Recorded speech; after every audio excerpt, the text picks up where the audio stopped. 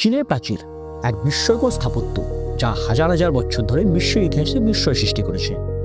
আজ আমরা জানব কেন এই প্রাচীর তৈরি করা হয়েছিল, এর গোপন রহস্য কী এবং কিভাবে এটি পৃথিবীর অন্যতম প্রতীক হয়ে উঠেছে। চীনের এই প্রাচীর প্রথম নির্মাণ শুরু হয়েছিল খ্রিস্টপূর্ব 7ম শতকে। চীনের বিভিন্ন রাজা এবং রাজবংশ এটি বাড়িয়ে তুলেছে। প্রধান উদ্দেশ্য ছিল উত্তরের আক্রমণকারীদের প্রতিরোধ করা এবং চীনের সীমানাকে সুরক্ষিত রাখা। চীনের এই প্রাচীর নির্মাণে ব্যবহার করা হয়েছিল ইট, পাথর, কাঁকর মাটি এবং কাঠ। কয়েক হাজার কিলোমিটার দীর্ঘ এই প্রাচীর পাহাড়, মরুভূমি ও নদীর পাশে নির্মিত। বিশেষ করে পাহাড়ি অঞ্চলের প্রাচীরের বাঁক ও উচ্চতা দেখলেই কল্পনা করা যায় এটি ছিল কতটা শক্তিশালী।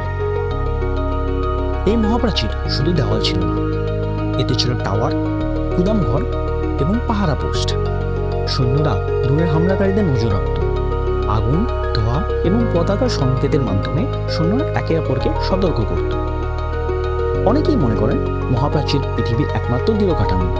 আসলে এটি বহু ছোট ছোট প্রাচীরের সংমিশ্রণ। এছাড়া এটি চাঁদ থেকে দেখা যায় এটি একটি জনপ্রিয় মিথ, কিন্তু বিজ্ঞান ভিত্তিক নয়। মহাপ্রাচীর চীনের এক প্রতীক। এটি চীনা ইতিহাস, সংস্কৃতি এবং প্রতিরক্ষা কৌশলের অংশ। আজ এটি পর্যটনের জন্য আকর্ষণীয় কেন্দ্র, যা প্রতি বছর লাখো লাখো মানুষকে আকৃষ্ট করে।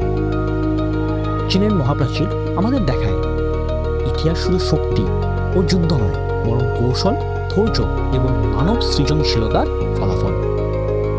আরও এমন চমকপ্রদ ইতিহাস জানতে সাবস্ক্রাইব করুন আমাদের চ্যানেল পর্যায়ন এবং বেল আইকন প্রেস করতে ভুলবেন না।